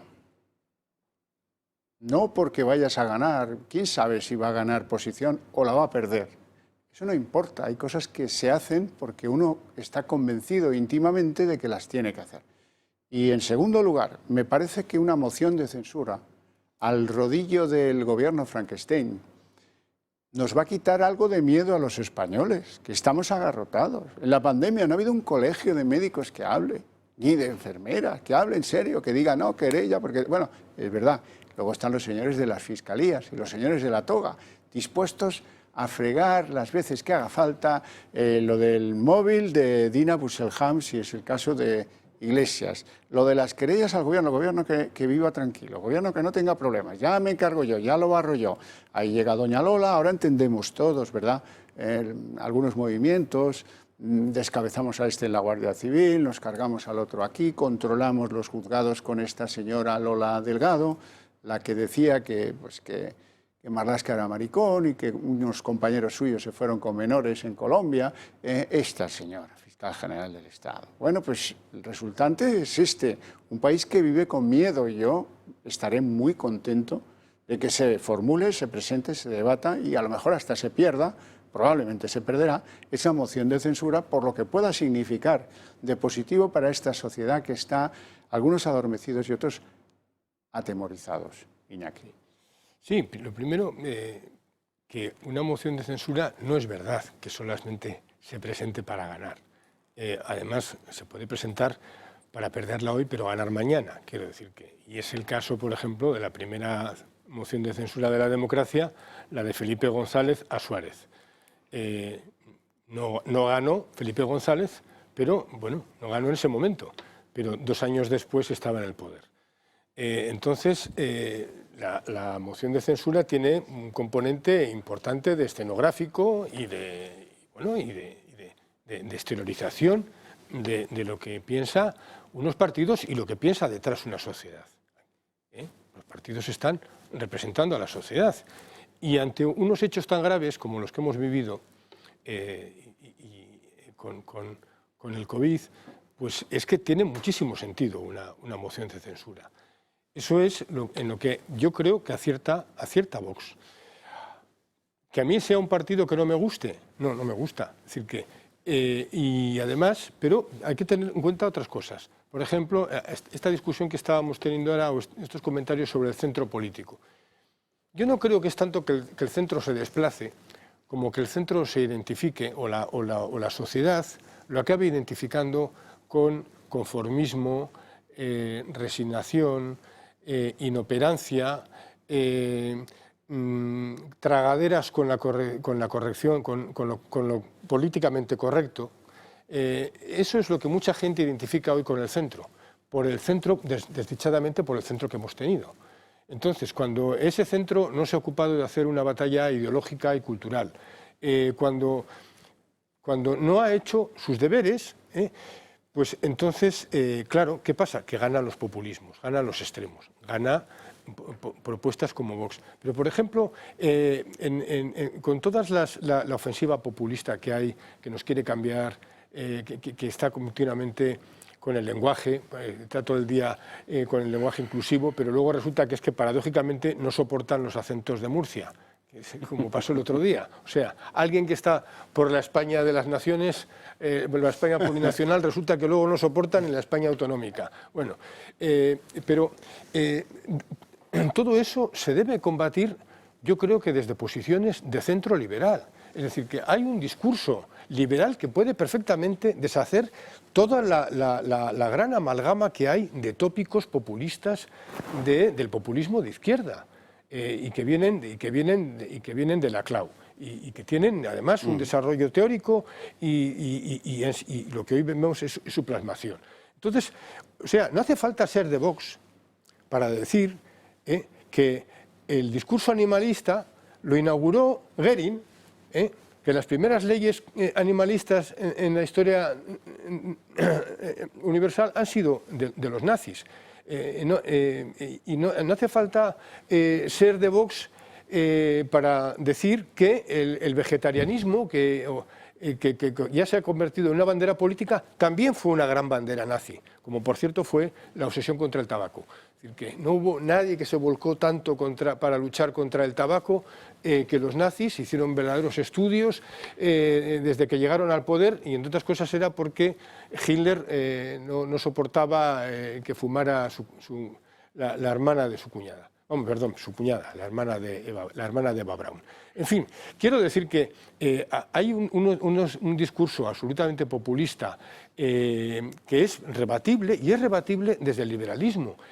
Una justicia, en el caso de la violencia llamada de género, una justicia que no nos juzga a todos por igual, eso se puede combatir desde el liberalismo, y no hay que ser de Vox para defender eso. Es más, se puede hacer desde el centro, y se puede hacer con un sentido muy cabal, sin negar por otra parte que efectivamente sí es una evidencia que hay una violencia de hombres contra mujeres, que por número, bien, pero eso no quiere decir que a la hora de ser juzgados se puede hacer una discriminación legal. Sí, pero yo en esto estoy con Raúl, creo que hay un desplazamiento del centro evidente. Cuando tú ves imágenes, y quien, por cierto, nadie ha contestado, en lo periodístico sí, pero en la Cámara a nadie le ha parecido importar. El vicepresidente Iglesias recibe a unos grupos políticos para hablar de presupuestos, y descubrimos que en su despacho aquello lo preside un cuadro del Ejército Popular de la República. Del ejército comunista, del ejército que impuso el saludo con el puño aquí, la estrella de 5 puntas roja en la gorra, del ejército que, por cierto, perdió la guerra civil. Esto, desde el punto de vista del liberalismo, ¿quién le entra al trapo? ¿Quién le dice a Iglesias, oiga, usted está chalado, pero completamente, ¿no? Sí. Nadie. O sea, a Iglesias no hay que decirle nada, él tiene su argumento bien hecho. El problema es el concepto del resto del Partido Popular de no entender que decir que la ley de memoria histórica es ridícula y que más que unir lo que quiere es enfrentarnos a los españoles, eso no significa ser de Vox decir esto. Se puede decir perfectamente desde el centro liberal, desde el Partido Popular o desde cualquier persona con cierta lógica. Pero es que decir que quitarle a la Iglesia e intentar atentar contra la religión católica per se es una atrocidad, igual que hay que respetar la pluralidad de ideologías como nuestra Constitución, tampoco es ser ni facha ni de Vox ni del PP. Claro, pero resulta, hay que saber decirlo resulta y no que llega decirlo. La señora de Cabra, Carmen Calvo, y dice, no, una ley de memoria democrática. Los que están allí, los benedictinos que están allí, los vamos a quitar. Oiga, vamos a ver, eso es un templo, hasta donde yo sé. No habrán oído a nadie de la conferencia episcopal decir la mínima, ¿no? Ni del PP tampoco. Nada, que hagan lo que quieran. A ver qué acaban haciendo con la cruz. Cambiarán de sitio, la pondrán al revés, la dejarán tumbada, no sé. Les estorba. La ve desde el Palacio de Galapagar, el insigne vicepresidente. Eso es, que le debe doler el alma, quítenla, quítenla. No sé, igual le compran un paraguas gigantesco, no sé. Miguel Ángel. Sí, una pequeña precisión me gustaría hacer. En ese viaje al centro del Partido Popular, me refiero a la moción de censura, ¿no? En ese viaje al centro el problema yo creo que es previo, que es que ya le habían diseñado, no desde un punto de vista más ideológico, liberal o o las personas, las ideologías que conviven en el ámbito del Partido Popular, sino que es un problema más estratégico y quizá, si me apuras, es incluso un poco más del suelo, ¿no? Y es el problema de la cocina, ¿no? La trama Kitchen que se les ha venido encima. Entonces, cuando teníamos... Pero vamos a ver, No, no eso ha atropellemos influido. los eso ha acontecimientos. tenido- La eso ha tenido voladura, una la voladura influencia- de la portavoz parlamentaria tiene lugar un mes antes de que se conozca la Kitchen. Bueno, los políticos y en el Parlamento se conocen las cosas que van a pasar bastante antes de lo que lo conocemos Bueno, los mortales. Pincharon en la imputación de Cospedal, ya ves tú. O sea, que no... Bueno, hay cosas que no se conocen, Me pero las parece por los imputaciones pelos. a altos cargos se suelen conocer y con bastante tiempo, porque ya los jueces van apuntando con el dedo. quiere decir que se hay consulta, escritos- sabe el gobierno. No, ¿Sabe el no, gobierno? yo hablo del Uy. Parlamento, pero digo que Pero a ver, el la común de los oposición no. mortales no solemos conocerla, pero los altos cargos la suelen conocer por las conexiones, ¿no? Entonces, en el Partido Popular, en ese viaje al centro que tenían previsto, cuando se inicia, cuando se pone en marcha la moción de censura, bueno, se anuncia la moción de censura en junio, o en julio, cuando se dice eso, en ese momento ya tenían diseñado los cambios, ya tenían diseñado ese viaje al centro, es lo que quiero decir. Y después vienen una serie de acontecimientos que les hacen cambiar el paso y que ahora mismo están un poco dentro del Partido Popular, que no saben muy bien por dónde tirar, ¿no? Porque en ese momento estaban ya diciendo, no, nosotros no vamos a apoyar la moción de censura porque estamos en otra cosa, estamos en la moderación, en esa supuesta Estamos en la moderación con una corrección, es decir, bueno, es una teoría, ¿no? O sea, si ese viaje al centro estaba predefinido, ¿no? Yo no estoy tan de acuerdo, no tengo tan claro que estuviera tan definido como decís. Entre otras cosas porque ha habido un elemento que también ha jugado, que ha sido las elecciones en Galicia y en el País Vasco, ¿vale? ¿Cómo han sido las elecciones en Galicia? Probablemente hayan generado o basculado esa inercia natural. El Partido Popular, hasta donde yo sé y lo que yo conozco, la búsqueda del centro no tiene por qué decantar entre si hago una purga interior o no. El centro ideológico, el centro político, tiene un posicionamiento y tu estrategia política orientada a él es la misma. El problema es quién tienes a bordo y con quién tienes que abordar ese proyecto.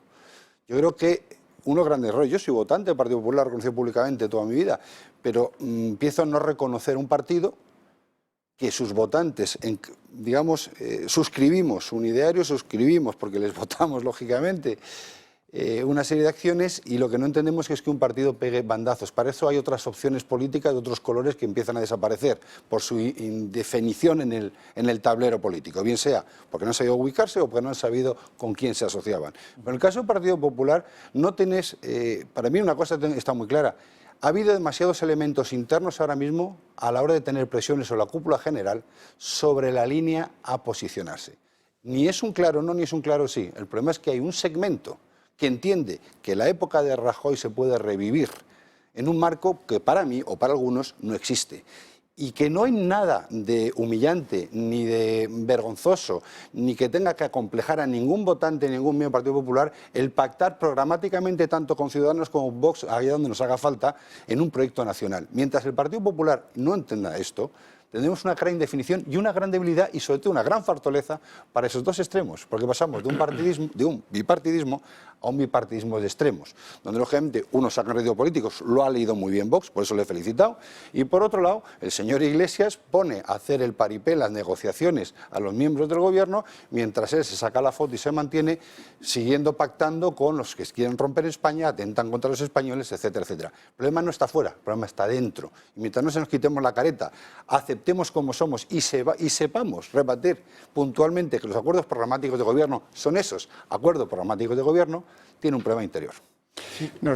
Dime. No, yo solamente apuntaría que es que, paradójicamente, precisamente por querer repetir la jugada política de Rajoy, pues se está equivocando Casado en el sentido de que es que él no puede llegar como llegó.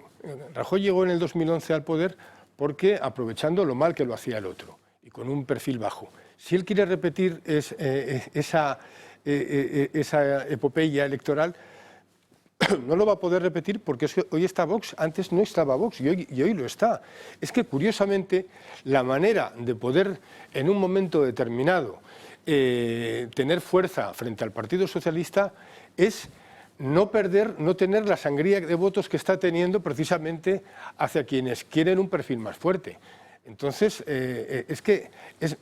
incluso en un momento determinado, teniendo un perfil más fuerte hoy, podría tenerlo más suave a la hora en un momento determinado. No es cuestión de dureza, pactar, no es cuestión de dureza o blandez, es de coherencia. Bueno, pero se puede ser igual de fuerte o no. A la hora de la verdad, estamos en el viejo debate del perfil bajo y el perfil. Hemos vuelto a algo que es cansino y que además que primero el perfil fuerte fue el que llevó a Aznar a sus momentos y a sus horas de gloria, y el perfil bajo es el que Rajoy llevó hasta la extenuación. Es decir, que y algunos pensábamos que después de las elecciones gallegas, si las ganaba el hoy presidente Núñez Feijóo, pues el Partido Popular recobraría cierta libertad de buscar el centro por una vía más agresiva. Y al contrario, ha sido el momento para Ana Pastor. Solo apuntaré una cosa, no se puede mandar a casa a la única persona que ha conseguido quitarle la sonrisa de la cara a Pablito Iglesias. O sea, la única persona que ha conseguido hacer eso en estos meses de desolación y de hundimiento de la ciudadanía, a esa persona coges y la mordazas. En fin, yo creo que eso es un grave error. Y lo peor para Cayetana, conociéndola, que la sustituta sea Cuca Gamarra. Eso es lo que peor se lleva. Todo depende de quién te sustituye en la vida. Vamos a hacer una pausa de publicidad y luego hablamos de Madrid.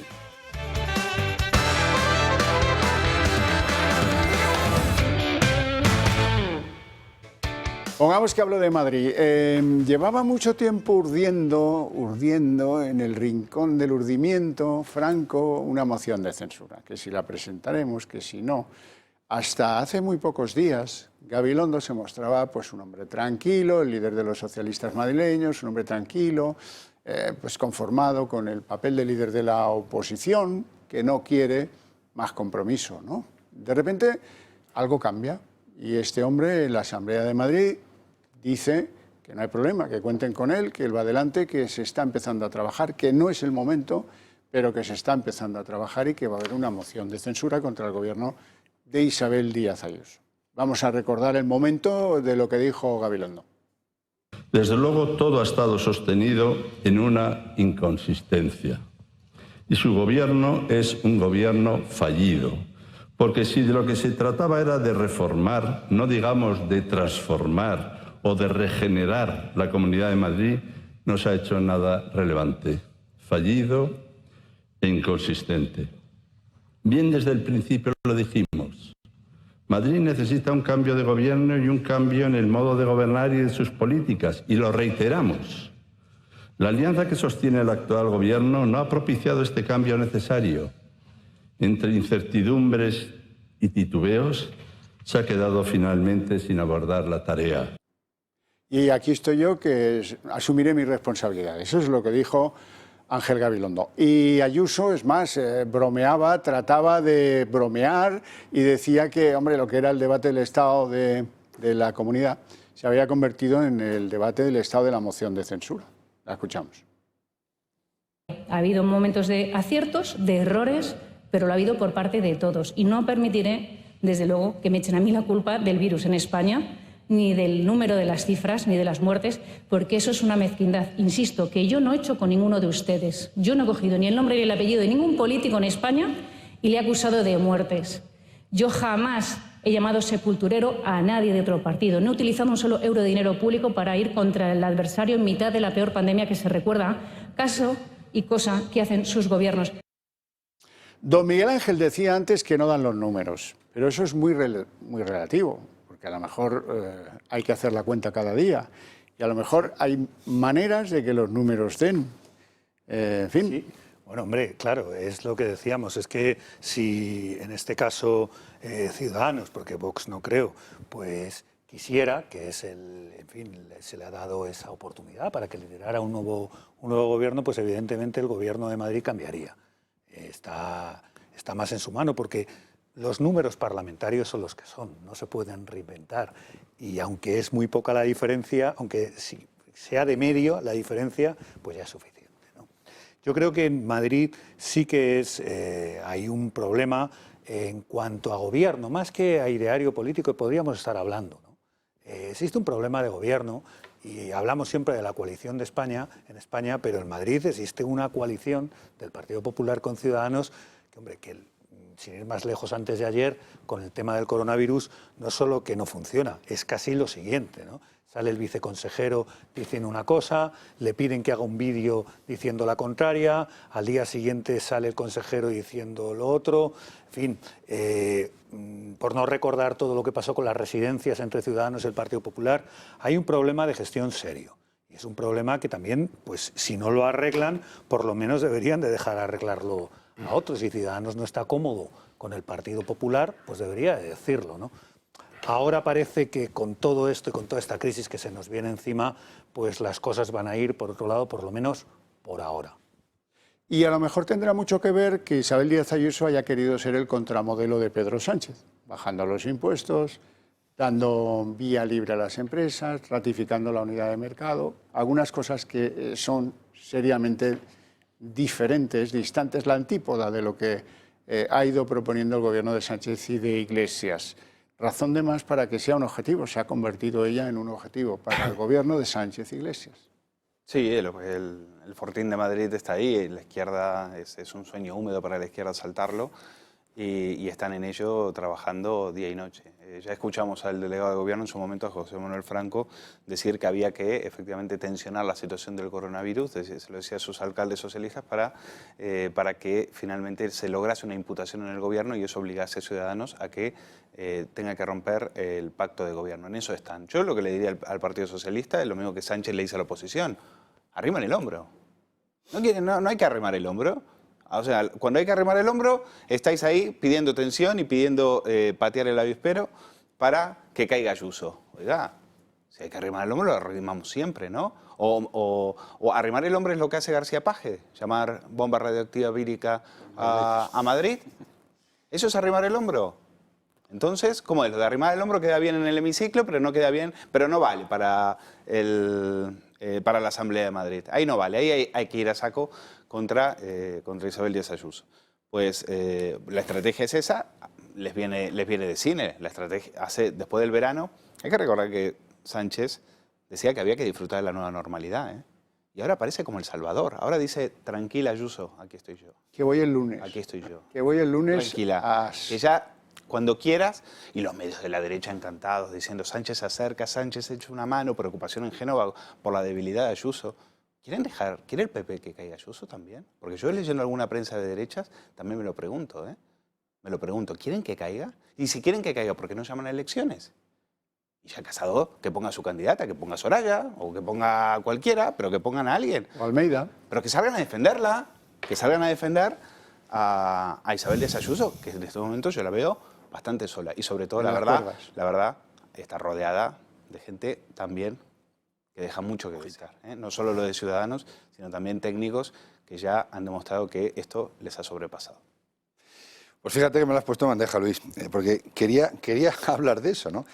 Estamos en la continuidad del movimiento del Partido o parte del Partido Popular, el área socialista que yo llamo el Partido Popular, ¿no?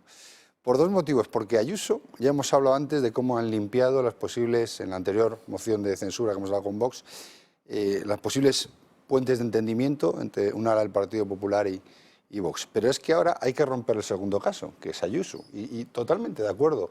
Yo estoy convencido que el propio Partido Popular no quiere, o parte del Partido Popular no quiere Ayuso. Al igual que tampoco quería como enemigo o como figura emergente Almeida. Curiosamente, ambos puestos por un Casado que yo no conozco. Yo conocía a Casado cuando tenía barba, ahora se ha dejado barba y parece una persona diferente. Ya no solo físico, sino ideológico. Y fijaros lo ridículo de esta fotografía. Estamos hablando de una moción de censura en la Comunidad de Madrid a una presidenta, ojo, que su partido no le deja convocar elecciones. Génova no le ha dejado en su momento a la presidenta adelantar las elecciones, porque sus informes internos sí le dan que tendría un posicionamiento, un mejor resultado, no por nada, sino por la caída de Ciudadanos. Lógicamente, el posicionamiento de Vox lo necesitaría igualmente, pero cogería más fuerza el Partido Popular, con lo cual tendría un gobierno más estable con menos dependencia de Ciudadanos. En paralelo tiene un vicepresidente que con la boca pequeña promete fidelidad, pero por miedo a tener que afrontar el reto de ponerse presidente con unos partidos de izquierda y que su electorado en Madrid no lo entendiera en la vida. Y por otro lado, ya lo ridículo de este circo es que quien quiere presentar o liderar la moción de censura, el señor Gabilondo, está forzado por su propio partido a presentarla. Él mismo no hace falta ser un analista político de primer nivel. Quisiera. No, enseguida lo ve y dice, le ha falta decir, lo tengo que hacer porque me lo dicen, aunque entiendo que las necesidades de los ciudadanos ahora mismo, la pura realidad, es decir, el que la presenta no lo quiere presentar y le fuerza a la federación a presentarle su partido. Quien la recibe, su partido tiene el botón rojo para desactivarlo inmediatamente y su propio partido no le deja activarlo. Por algo será, igual es que tienen cierto miedo. Y cuando la han dejado sola, pues claro que la han dejado sola. La mejor forma de quitar la figura emergente de Almeida, que ha hecho una gestión maravillosa en el Ayuntamiento de Madrid durante la pandemia y posteriormente a ella, la mejor fórmula es meterla donde la han metido en el partido.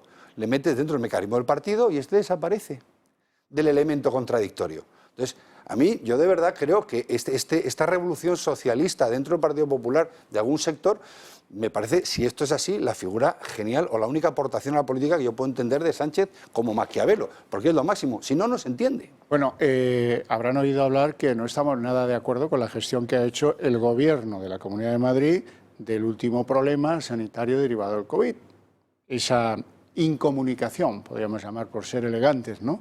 Sin embargo, eso no es óbice para que no se le reconozca a Isabel Díaz Ayuso su enorme dedicación durante el confinamiento, su pelea cara a cara contra un gobierno que lo controlaba todo, al principio cerrando los colegios, cerrando las universidades, instando a que no se celebrara el 8M, peleándose cara a cara con un delegado del gobierno que, en fin, que está puesto ahí de comisario político.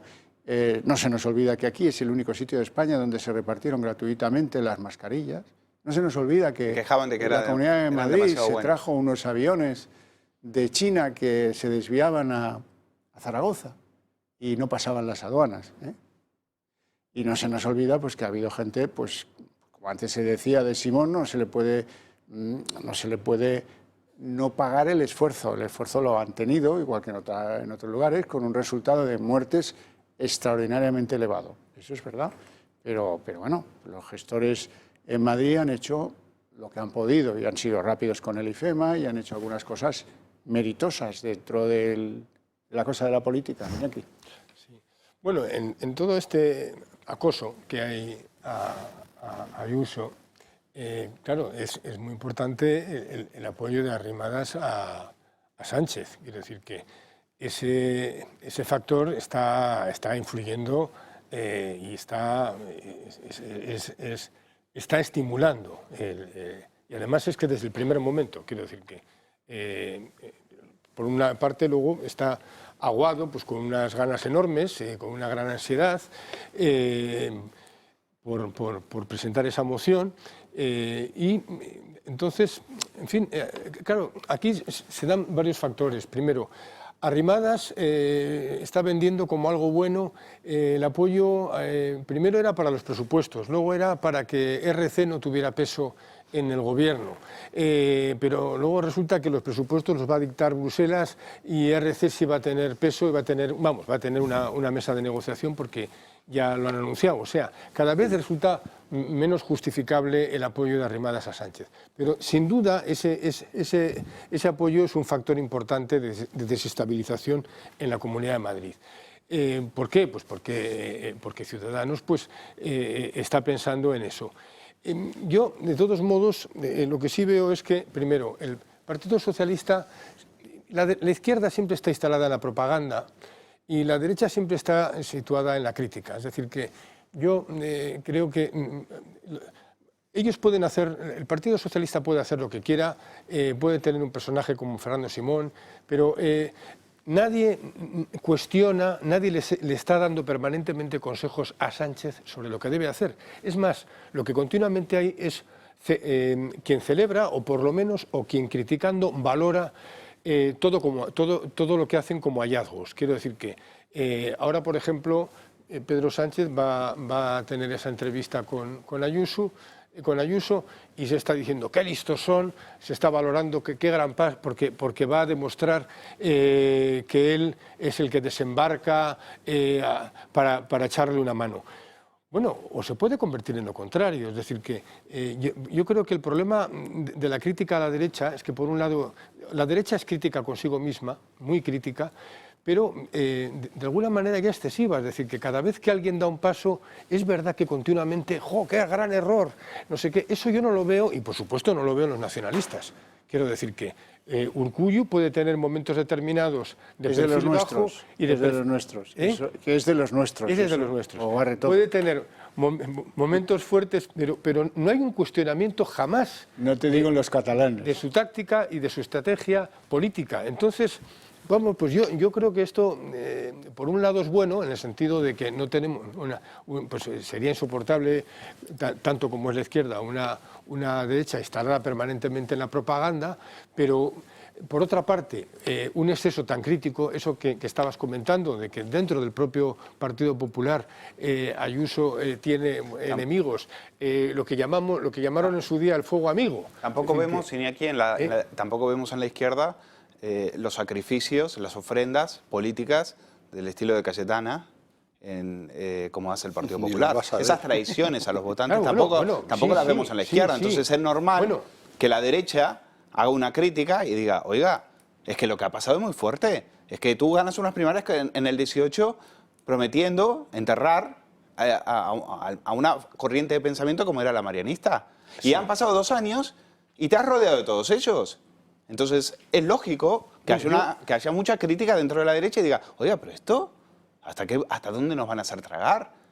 Y los otros no sacrifican a nadie. No sacrifican, ¿quién ha dimitido por las 50.000 muertos? ¿Quién ha dimitido? Nadie. Pero en el PP, venga, a cortar cabezas. Oiga, que es muy fuerte. No claro, que la izquierda no hace esas cosas. Además, claro. Desde que Pachi López dio una consigna y dijo, aquí no dimite nadie. Y de repente, es que esa consigna la hemos aceptado todos. Eso se llama servilismo, no democracia. Yo creo que poder sobre la propia oposición. Así que ya, bueno, pues claro, como no puede dimitir nadie, entonces dimitimos nosotros.